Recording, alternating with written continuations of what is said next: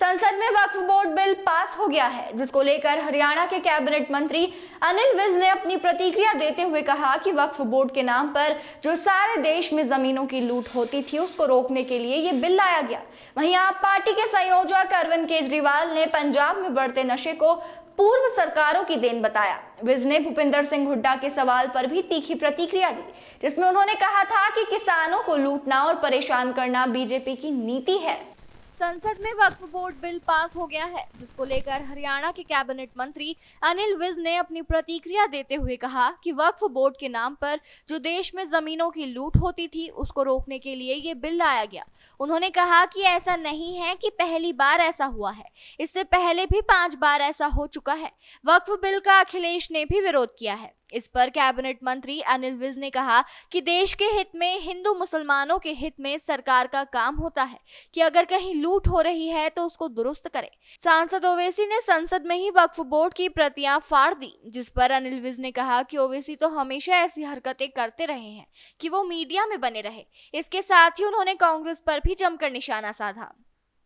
2 आप पार्टी के संयोजक अरविंद केजरीवाल ने पंजाब में बढ़ते नशे को पूर्व सरकार की देन बताया, जिस पर अनिल विज ने केजरीवाल को आड़े हाथों लेते हुए कहा कि पंजाब में आम आदमी पार्टी की सरकार आने के बाद नशा तेजी से बढ़ा है। उन्होंने कहा कि ज्ञान देने से चीजें ठीक नहीं होती, चीजें तो धरातल पर काम करने से ठीक होती है। विज ने कहा कि धरातल पर कुछ होता नजर नहीं आ रहा। विज ने केजरीवाल को ज्ञान बहादुर बताया। Bite view 3। हरियाणा के पूर्व मुख्यमंत्री भूपिंदर सिंह हुड्डा ने कहा कि किसानों को लूटना और परेशान करना बीजेपी की नीति है, जिस पर कैबिनेट मंत्री अनिल विज ने हुड्डा से सवाल पूछा कि सरकार ने किसानों को परेशान करने के लिए कौन सी नीति बनाई है। उन्होंने कहा कि किसान पंजाब में धरने पर बैठे थे और पंजाब में इंडिया गठबंधन की सरकार है। के नाम पर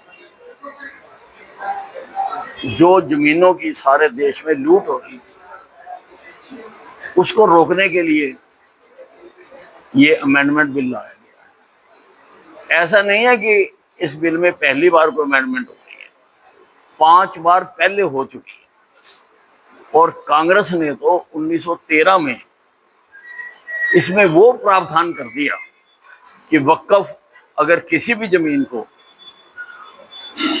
अपनी क्लेम कर लेता है, अपना दावा दिखा देता है, तो जिसकी जमीन पे करा है उसको कोर्ट में जाके सिद्ध करना पड़ेगा। और ऐसे धारा के होते हुए कल को वो सारे हिंदुस्तान को अगर वक्फ की प्रॉपर्टी कर दे तो सारे हिंदुस्तान को धक्के खाने पड़ेंगे कोर्टों में। इसलिए सोच समझकर, ये किसी मस्जिद के खिलाफ नहीं है, किसी मजार के खिलाफ नहीं है, किसी भी जो ऐसे संस्थान है उनके खिलाफ नहीं है। ये जो इसकी आड़ में लूट हो रही थी, तगड़ी लूट हो रही थी। जमीन तो इनके पास है रेलवे से भी ज्यादा। रेलवे इतना प्रॉफिट कमा के देती है और इनका 1 करोड़ कुछ है। इसका मतलब लूट तो शरेआम हो रही है। मतलब अखिलेश का कहना है कि आप विधेयक लेकर आए। देश के हित में, गरीब मुसलमान के हित में, और सरकारों का काम होता है कि अगर कहीं भी लूटमार हो रही है तो उसको दुरुस्त करने के लिए कानून बनाए।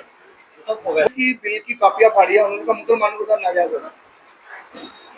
देखिए, वैसी भाईजान तो हमेशा ऐसी हरकतें करते हैं जिससे वो मीडिया में हाईलाइट हो रहे हैं। ये बहुत, अब तय तो जो पदासीन अधिकारी है लोकसभा का वो करेंगे, परंतु आम आदमी के दिल में इनके प्रति बहुत गुस्सा है। कानून तरीके से बनाया गया है। पहले बिल प्रेजेंट हुआ, फिर मेंबरों ने कहा जेपीसी में जाए, जेपीसी में गया, सारी पार्टियों के नुमाइंदे उसमें गए। अब जेपीसी जो पास कर देती है वो लोकसभा में आता है, और लोकसभा में कल पास भी हो गया, अभी राज्यसभा में जाना है। बताओ कहाँ गलत हुआ, कानून की उल्लंघना कहाँ हुई? ये ही सिस्टम है। कानून की उल्लंघना तो तब हुई थी इंदिरा गांधी ने जो रातों रात इमरजेंसी लगा दी थी। कानून की उल्लंघना तब हुई थी जब 1 करोड़ लोगों के जबरदस्ती नसबंदी कर दी गई थी।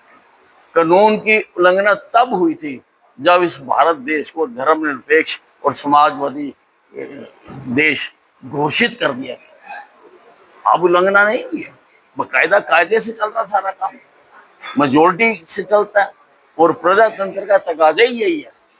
Democracy is a polity of majority. भिन्न भिन्न मत हो सकती है, लेकिन अधिक लोग जो बात कहें उसको मानना चाहिए और उनको भी मानना चाहिए जो इसका विरोध करें।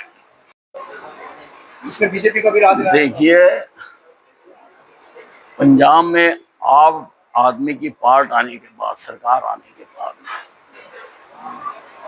नशा बहुत तेजी से बढ़ा है। तो क्या कर रही है सरकार? बयानों से चीजें ठीक नहीं होती। चीजों को ठीक करने के लिए धरातल पर कुछ करना पड़ेगा, और धरातल पर होता हुआ कुछ नजर नहीं आ रहा।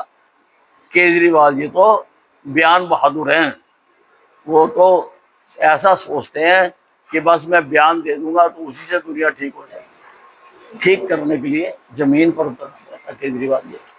भूपेंद्र सिंह को परेशान करने की कौन सी नीति बनाई है? बिना तैयारी के उन्होंने कहा मंडी में खरीद शुरू कर। कौन सी नीति बनाई है जो किसानों को परेशान करने के लिए हो?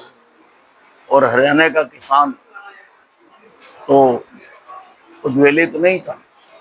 ये किसान तो धरने पर पंजाब के बैठे, पंजाब की भूमि पर बैठे, और पंजाब में इंडी सरकार ही सरकार है, और इंडी में अगर आप पार्टी है तो कांग्रेस भी है। बहुत बड़ी हद तक हुड्डा साहब भी जिम्मेवार है इसके लिए। उन्होंने एक बार भी जाके किसानों का हाल नहीं पूछा।